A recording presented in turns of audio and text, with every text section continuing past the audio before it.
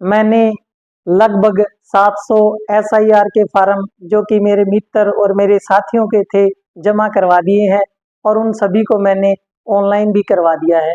उनमें सुई की नोक के बराबर भी किसी प्रकार की कमी सामने नहीं आई है और कुछ 50-60 फार्म जो एक्सेप्शनल केस है वो सामने आ रही हैं क्योंकि उनके पास 2002 में सवै अथवा माता पिता अथवा दादा दादी अथवा परदादा परदादी किसी का भी वोट उसमें नहीं है, तो वो एक्सेप्शनल केस की श्रेणी में मैंने रखे हैं। और आज हम सिर्फ एक्सेप्शनल केसों पर ही बात करेंगे कि एक्सेप्शनल केस होने की कंडीशन में आपको क्या करना है और कौन से दस्तावेज आपको जमा करवाने हैं। जैसा कि मेरा पिछला वीडियो आया था उसमें मैंने मेरे जो मित्र हैं उनको 100% गारंटी दी थी और उसमें ये कहा था कि जो हमारे साथ जुड़े हैं उनका एसआईआर कंप्लीट करवाना हमारी जिम्मेवारी है और हम अंतिम समय तक आपका एसआईआर पूर्ण करवा देंगे। जिन लोगों ने अभी तक एसआईआर का फॉर्म जमा नहीं करवाया है तो वे अपना एसआईआर फॉर्म बीएलओ से प्राप्त कर और उसे भरकर बीएलओ को जमा करवा दे। यदि आपको अपना फॉर्म भरने में कोई समस्या आ रही है तो आप हमारे चैनल योग्य हनुमानगढ़ पर जाकर अपना फॉर्म भर सकते हैं।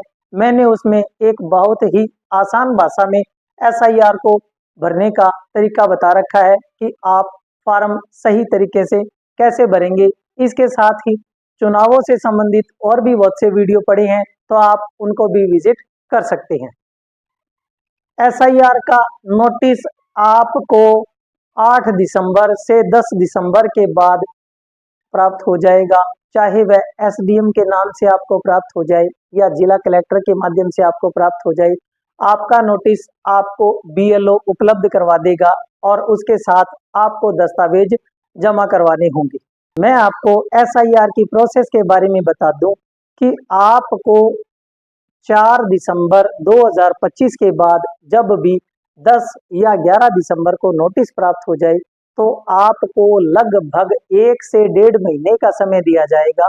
आपको उसके दौरान नोटिस के साथ कुछ दस्तावेज जमा करवाने हैं और आपका एसआईआर का कार्य पूर्ण हो जाएगा। यदि फिर भी आपका एसआईआर का कार्य 1 महीने या 1.5 महीने में पूर्ण नहीं होता है तो आपको उसमें भी घबराने की जरूरत नहीं है।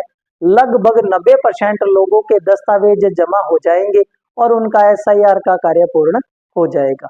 उसके पश्चात जो 10% लोग बच जाएंगे जिनका एसआईआर का कार्य पूर्ण नहीं होगा तो उन्हें 15 दिन का समय लगभग दिया जाएगा और उसमें उन्हें पुनः मौका दिया जाएगा और उसके बाद वे दोबारा दस्तावेज जमा करवाने के पात्र होंगे और उसके साथ ही वे अपने दस्तावेज जमा करवा सकते हैं। ये है दूसरा स्टेप।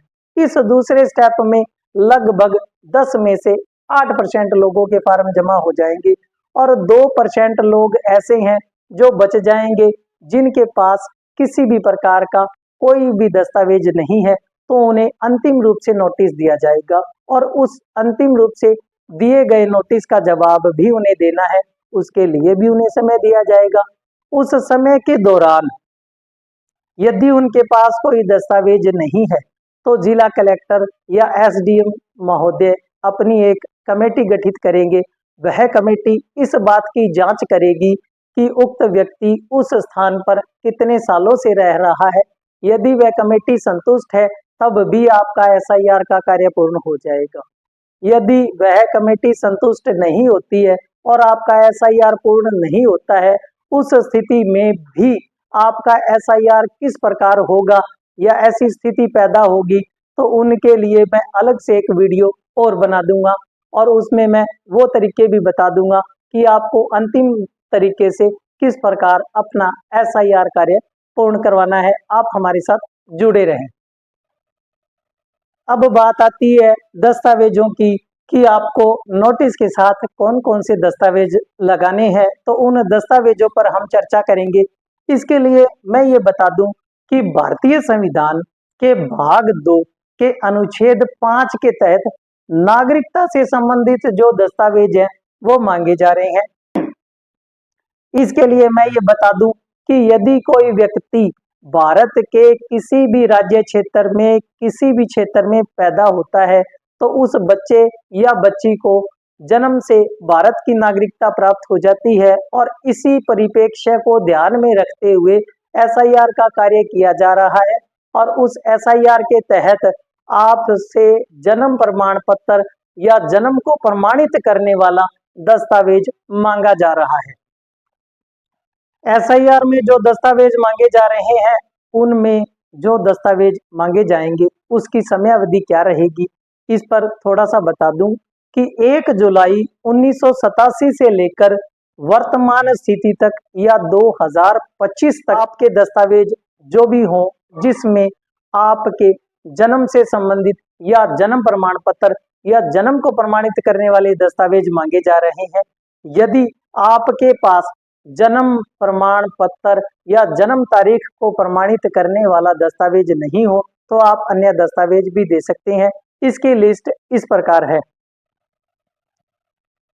आपको जन्म को प्रमाणित करने के लिए birth certificate, pan card, Aadhaar card, bank की पासबुक की फोटो प्रति, डाकघर की फोटो प्रति, ड्राइविंग लाइसेंस, आरसी और कक्षा 10 या 12 की मार्कशीट या टीसी या किसी विश्वविद्यालय की कोई मार्कशीट जिसमें आपकी जन्म तिथि अंकित हो, आपका वीजा, आपका पासपोर्ट जिसमें आपकी जन्म तिथि अंकित हो, वह भी प्रस्तुत कर सकते हैं। इसके लिए इसके साथ ही मैं ये बता दूं कि यदि आपने मात्र कक्षा 1 या 2 पास की है तो उसकी टीसी या मार्कशीट भी इसके लिए वैध प्रमाण पत्र है। इसके साथ ही यदि आप स्कूल में गए और मात्र 1 दिन गए और आपका एडमिशन हो गया, उस स्थिति में आपका उस समय का अध्ययन प्रमाण पत्र भी पर्याप्त होगा। इसके साथ ही एलआईसी का कोई दस्तावेज यदि आपके पास उपलब्ध है या केंद्र सरकार या भारत सरकार का कोई भी ऐसा दस्तावेज जिसमें आपकी जन्म तिथि अंकित हो तो वह आपकी जन्म तिथि को प्रमाणित करने के लिए वैध होगा। आप इसमें किसी भी प्रकार की टेंशन नहीं ले, सिर्फ आपको इतना ही देखना है कि क्या उस पत्र या प्रमाण पत्र में आपकी जन्म तिथि अंकित है या नहीं, तो मात्र एक दस्तावेज से आपकी एसआईआर पूर्ण हो जाएगी।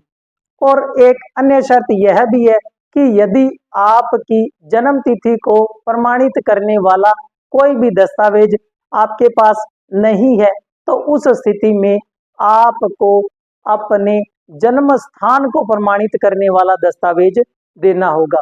अब मैं आपको यहाँ पर यह भी क्लियर कर दूं कि मान लो आपका जन्म प्रमाण पत्र बना हुआ है तो उस जन्म प्रमाण पत्र पर आप यह भी देख पाएंगे कि जन्म तारीख के साथ आपका स्थान भी अंकित है, तो उस स्थिति में वह प्रमाण पत्र दोनों का कार्य ही कर रहा है, तो आपको घबराने की जरूरत नहीं है और मात्र एक डॉक्यूमेंट से ऐसा कार्य हो जाएगा। तो इसके साथ ही PAN card, Aadhaar card, driving licence, RC, bank की पासबुक, डाकघर की प्रति और किसी भी सन की वोटर लिस्ट, जैसे आपका नाम 2002 की मतदाता सूची में नहीं है, आपके रिश्तेदार यानी कि सब है, माता पिता, दादा दादी या परदादा परदादी का नाम नहीं है, तो उस वोटर लिस्ट जो 2002 की है उसको छोड़कर अन्य सन की कोई भी वोटर लिस्ट आप उपलब्ध करवा सकते हैं, वह भी आपके स्थान के प्रमाणीकरण के लिए पर्याप्त है। इसके साथ ही मूल निवास प्रमाण पत्र, जाति प्रमाण पत्र, अन्य विछड़ा वर्ग का प्रमाण पत्र, स्थायी निवास का प्रमाण पत्र, जनसंख्या रजिस्टर, परिवार रजिस्टर, भूमि या गृह आवंटन जिसको आपने बाद में बेच दिया हो, उस स्थिति में भी जिस समय आपका उस पर स्वामित्व था उस सन की भी वह प्रति काम आ जाएगी।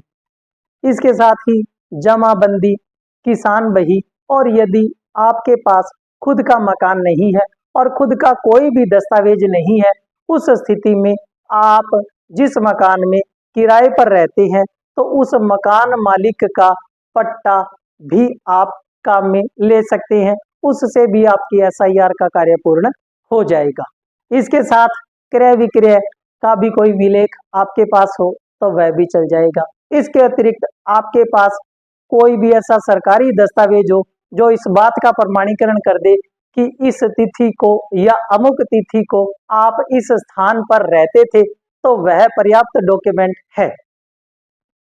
आप बिल्कुल भी नहीं घबराएं।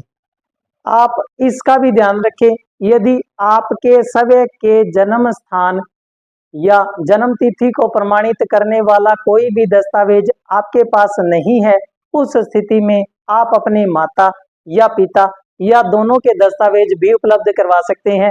आपको इसमें भी छूट दी गई है।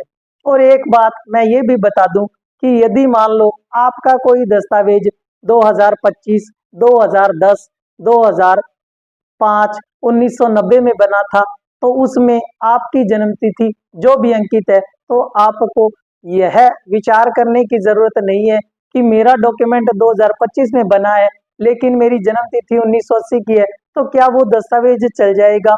हाँ, वह एक वैध दस्तावेज है। आपकी जन्म तिथि उस दस्तावेज से प्रमाणित हो रही है और स्थान प्रमाणित हो रहा है। वह किस समय बना है यह महत्वपूर्ण नहीं है।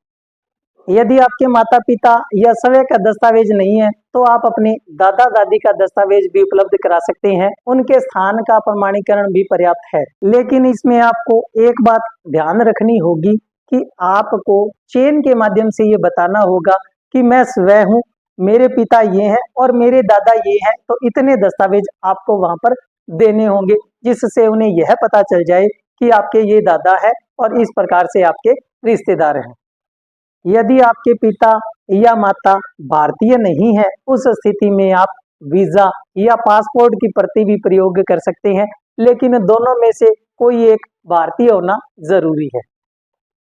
क्योंकि भारत में एकल नागरिकता का प्रावधान है, इसलिए यदि कोई व्यक्ति भारतीय नागरिकता ग्रहण करता है, तो उसे अन्य देश की नागरिकता को त्याग करना होगा और उस त्याग के बाद ही वह भारतीय नागरिकता को ग्रहण कर सकता है।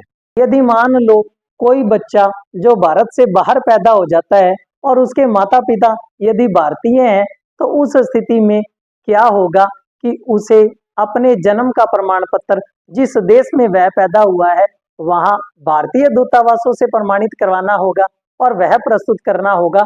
इससे भी आपका कार्य हो जाएगा। इसके साथ ही एक एक्सेप्शनल केस जिसके बारे में मैं चर्चा करूंगा कि मान लो कोई अनाथ बच्चा है और उसका एसआईआर करवाना है, क्योंकि उसकी जन्म तिथि नहीं है, इसलिए उसे अनाथालय से या जहां पर वह रह रहा है उसके जन्म स्थान से संबंधित कोई दस्तावेज उसे देना होगा। और यदि वह अनाथालय में रहा है, तो उस अनाथालय के रजिस्टर की प्रति और उस अनाथालय ने उस बच्चे को जिस स्कूल में लगाया है, उस स्कूल की प्रति भी आप दे सकते हैं। उसका एसआईआर का कार्य भी पूर्ण हो जाएगा। इसके साथ ही एक थर्ड जेंडर के संबंध में मैं आपको जानकारी और दे दूं कि यदि कोई थर्ड जेंडर है, तो उसके जन्म स्थान से संबंधित, क्योंकि उसका जन्म कब हुआ इसका प्रमाण पत्र मिलना मुश्किल होता है, इसलिए उसके जन्म स्थान से संबंधित दस्तावेज वह दे सकता है या वह अपने गुरु का प्रमाण पत्र भी दे सकता है, उसके निवास का प्रमाण पत्र भी दे सकता है। उस स्थिति में उसका भी एसआईआर का कार्य पूर्ण हो जाएगा। इसके साथ ही यदि आप भारत में घूमने आए हैं और आप भारत से बाहर नहीं जाना चाहते और 10-15 सालों से भारत में ही रह रहे हैं, तो आप इस स्थिति में भी भारतीय नागरिकता प्राप्त कर सकते हैं। उसके लिए आपको केंद्र सरकार के पास अपनी एप्लीकेशन लगानी होगी। इन सब के बाद भी यदि आपके एसआईआर का कार्य पूर्ण नहीं होता है, तो उसके अंदर आपकी स्वयं की जिम्मेवारी होगी, क्योंकि मैंने इतने दस्तावेज बता दिए हैं और कोई ना कोई दस्तावेज आपके पास जरूर होगा। इसके साथ ही कुछ कमेंट मुझे प्राप्त हुए थे, उसमें एक कमेंट यह प्राप्त हुआ था जो कि मेरे पिछले वीडियो का था कि क्या सर एक्सपायर पासपोर्ट की प्रति भी चल जाएगी? तो हाँ, बिल्कुल चल जाएगी, क्योंकि वह किसी समय तो वैध था। उस समय आपकी जन्म तिथि या जन्म स्थान को प्रमाणित कर ही रहा है, इसलिए आप उसका प्रयोग भी कर सकते हैं। एक्सपायर होने की चिंता ना करें। एक कमेंट यह भी आया था कि पासपोर्ट 2025 में बना हुआ है, तो क्या वह वैध है? तो वह बिल्कुल वैध दस्तावेज है। एक कमेंट हमारे पास यह भी आया था कि क्या सर एक महिला जो दूसरे राज्य में पैदा हुई और वर्तमान में वह अन्य राज्य में अपने पति के साथ रह रही है, तो क्या उस स्थिति में उसका एसआईआर कैसे पूर्ण होगा? तो इस स्थिति में मैं आपको बता दूं कि उसका एसआईआर पत्नी के रूप में नहीं, अपने पिता की पुत्री के रूप में होगा। उस महिला को अपने पिता के नाम से या सगे के नाम से या अपने दादा दादी के नाम से एसआईआर का कार्य पूर्ण करवाना होगा। और चूंकि वह 25 वर्ष की अगर है या 18 वर्ष से वह ऊपर है, उस स्थिति में उसके सगे का जन्म प्रमाण पत्र या सगे के निवास स्थान का प्रमाण पत्र मान्य होगा। आप उनमें से किसी का प्रयोग भी कर सकते हैं या मेरे बताए हुए दस्तावेजों का प्रयोग कर सकते हैं। आपका एसआईआर पूर्ण हो जाएगा। यदि फिर भी आपको किसी प्रकार की कोई समस्या हो, किसी प्रकार का आप हमसे कोई सवाल पूछना चाहते हो, तो कमेंट कर दें। आपके सवाल का यथासमय जवाब दे दिया जाएगा।